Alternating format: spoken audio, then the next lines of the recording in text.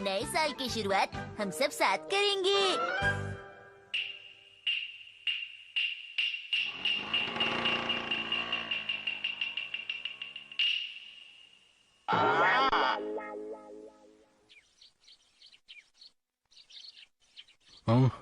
अरे ये क्या हुआ? मैं तो नए साल के ग्रीटिंग कार्ड्स लिखते लिखते सो ही गया। हर साल न्यू ईयर से पहले मेरे ही कार्ड्स पूरे क्यों नहीं होते हैं? ओ, अरे ये वाला तो खराब हो गया है। पता नहीं ये किसके लिए लिख रहा था मैं। अरे हाँ, याद आया, ये राइचैन के लिए था शायद। मैं सोच रहा था कि इसे पूरा करके आराम से सोने चला जाऊंगा, लेकिन अफसोस की बात यह कि मैं इसे लिखते लिखते ही सो गया। मेरी आंख लग गई अचानक। पर मेरी इस साल की न्यू ईयर रेजोल्यूशन ये है कि मैं अगली बार कार्ड लिखते लिखते बिल्कुल नहीं सोने वाला हूँ। पूरे कार्ड लिखकर ही सोऊंगा। इस बार तो गलती हो गई, लेकिन अगली बार नहीं होगी। हाँ, ये वाला कार्ड तो वाकई बहुत स्पेशल है, क्योंकि ये है मेरे डैड के लिए। तो अब तुम बोलो। आपके शहर में बहुत सारे लोग होंगे जो कोट और पैंट पहनते होंगे, लेकिन सच्चाई ये है शिनचैन, अक्सर तुम यहाँ कब आए? थोड़ी देर हो गई डैड। ठीक है, कुछ कहना चाहते हो? वैसे आपको पता है डैड, मुझे भी अपने दोस्तों की बहुत याद आती है। अब क्या करूं? लेकिन इसमें दुखी होने की कोई बात नहीं है। जैसे कि मेरी प्यारी डिश जल गई है, लेकिन मैं उसे फिर भी खाऊंगा। इसी को तो असली दोस्ती कहते हैं डैड।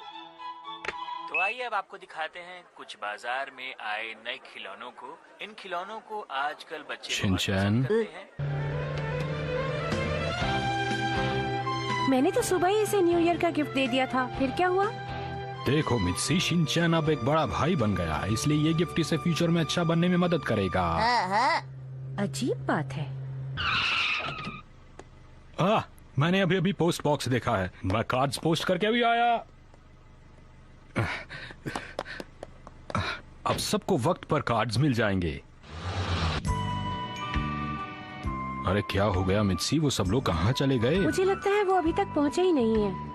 दादाजी उधर देखिए।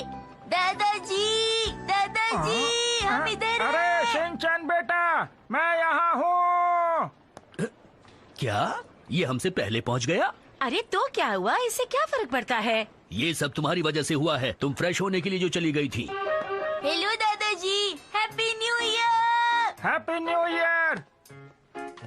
सबको हैप्पी न्यू ईयर। क्या बात है, आज तुम हमसे पहले ही पहुंच गए। वाह, तुमने सही कहा, पहले पहुंचना तो मेरी आदत है।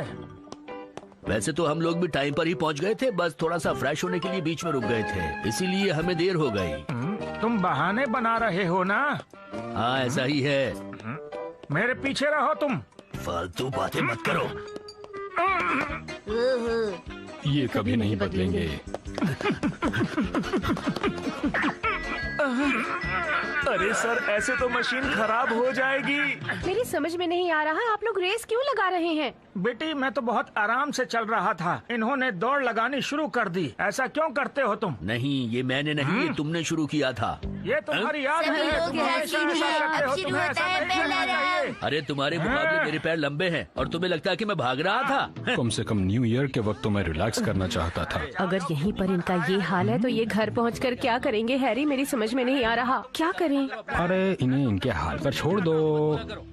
और आप भी ख्याल रखा कीजिए हैरी, हिमावारी के सामने जरा ठीक से पेश आया कीजिए। मैंने क्या किया? अच्छा,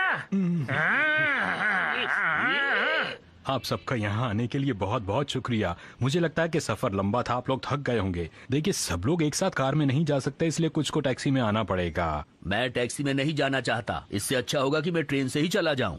ये तो तुमने बिल्कुल सही बात कही। तुम ट्रेन से घर वापस चले जाओ, हम जरूरी लोग हैं, हम जाएंगे। अच्छा, तो ये मतलब है। तो पहले हम ये फैसला कर लें कि कौन सबसे ज्यादा जरूरी है। चुप हो जाइए। कम से कम मैं तो जाऊंगा ही, क्योंकि कार तो मैं ही ड्राइव करूंगा ना।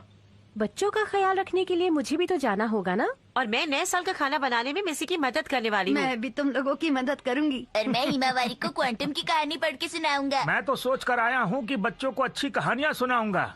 मुझे पूरा यकीन है कि ये झूठा बहाना बना रहा है। इन तीनों को ले जाना जरूरी नहीं है।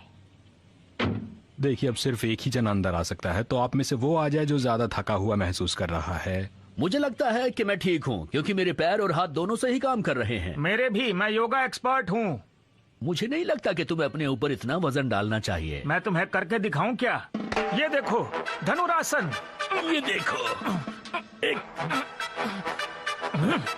200-400 पुशअप तो ऐसे ही लगा लेता हूँ मैं। बाय बाय, घर पे मिलते हैं।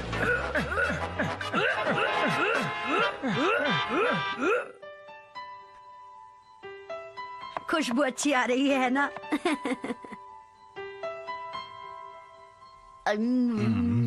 ये डिश तो बहुत ही अच्छी बनी है। क्या बढ़िया स्वाद है।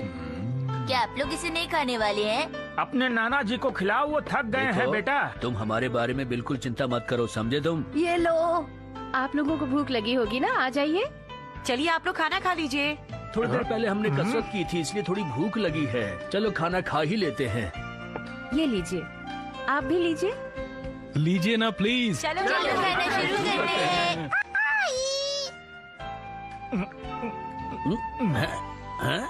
ये राइस बॉल चौकोर क्यों है? इसमें मैं कुछ नहीं कर सकती। यहाँ पर ऐसे ही राइस बॉल्स बनाए जाते हैं। और मॉम इन्हें बहुत आसानी से काट लेती है ना मॉम?